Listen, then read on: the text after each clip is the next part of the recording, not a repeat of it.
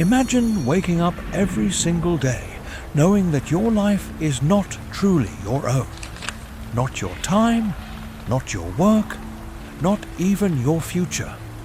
Imagine being born into a world where your role is decided the moment you take your first breath. And no matter how hard you try, you may never escape it. What if I told you that in medieval Europe, being a man did not mean freedom? It meant responsibility, danger, and often suffering. You might picture strength, power, knights in shining armor. But what if the reality was far darker? What if most men never held a sword, but instead held a plough, digging into frozen soil from sunrise to sunset? And what if survival depended not on courage, but on obedience? Why did so many men die before reaching old age?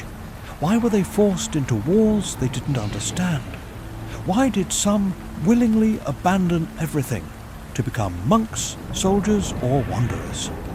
And perhaps the most unsettling question of all, if you were born a man in medieval Europe, would you have had any control over your own life? Stay with us, because the truth might not be what you expect. Welcome to Whispers of the Middle Ages, where we explore the hidden realities, untold struggles, and fascinating lives of people in medieval times. We bring you new stories every day, revealing what history really felt like. Make sure to subscribe and stay with us for more journeys into the past. To understand the life of men in medieval Europe, we must first abandon the modern idea of individuality. Back then, life was not about discovering who you wanted to be. It was about accepting who you were born to be. For most men, this meant being born into a peasant family. From childhood, boys learned quickly that their lives would revolve around labor. There was no concept of finding your passion. There was only survival. A young boy might begin working as early as 6 or 7 years old. At first, small tasks, carrying water, feeding animals, gathering firewood. But as he grew older, so did the weight of responsibility. By the time he reached his teenage years, he would already understand the rhythm of the land. He would know when to plant, when to harvest, when to pray for rain, and when to fear it. Because the truth is, nature was both a provider and a destroyer. A single bad harvest could mean starvation. A harsh winter could wipe out entire families. And disease. Disease was always lurking, waiting for the moment when bodies were weakest. Men were expected to endure all of this without complaint. There was no safety net, no insurance, no guarantee that tomorrow would be better. And yet, despite the hardship, there was a sense of duty that shaped every man's life. Most peasants lived under the authority of a lord. This meant that the land they worked did not belong to them. They were tied to it. This system, known as feudalism, defined everything. A man did not simply wake up and decide to leave. His obligations bound him to the land, to his lord, and to the expectations placed upon him.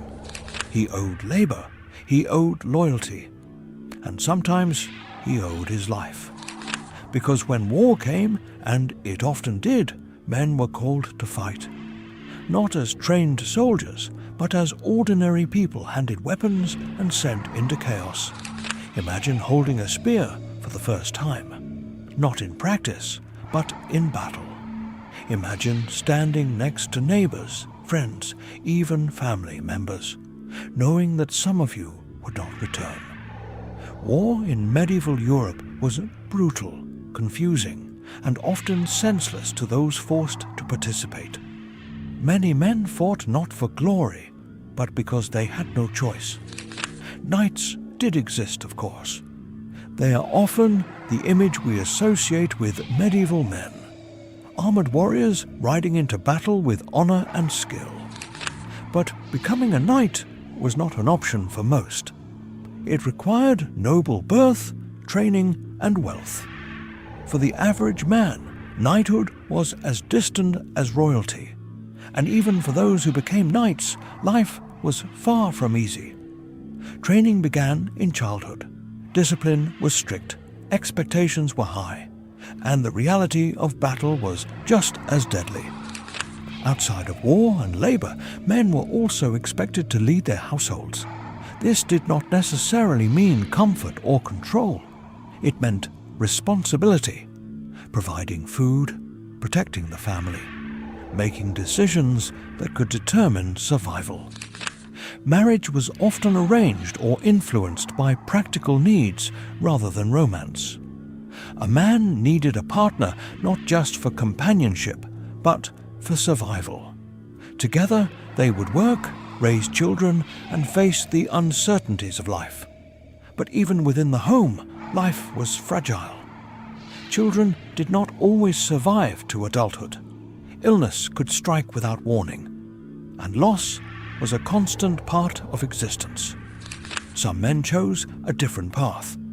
The church offered an alternative life, one of structure, discipline, and spiritual purpose. Becoming a monk meant leaving behind the struggles of peasant life, but it also meant giving up personal freedom in a different way. Monks lived by strict rules. Their days were divided between prayer, work, and study. Silence was often observed. Obedience was expected. And yet, for some, this life offered something rare: stability. Others became craftsmen, learning trades such as blacksmithing, carpentry, or weaving. These men lived in towns rather than villages, and while their lives were still difficult, they had slightly more independence. Guilds controlled trades, setting rules and standards. To become a master craftsman required years of training, patience, and dedication. But even then, success was never guaranteed. Across all these paths, farmer, soldier, monk, craftsman, one thing remained constant. Life was uncertain. There was no clear path to wealth or security for most men. Advancement was rare, survival was the goal. And yet, within this harsh reality, there were moments of humanity. Festivals, religious celebrations, gatherings where people could briefly forget their struggles and come together. Music, storytelling, and shared traditions gave meaning to lives that were otherwise defined by hardship. Men laughed. They formed friendships. They fell in love. They dreamed, even if those dreams were limited by the world around them.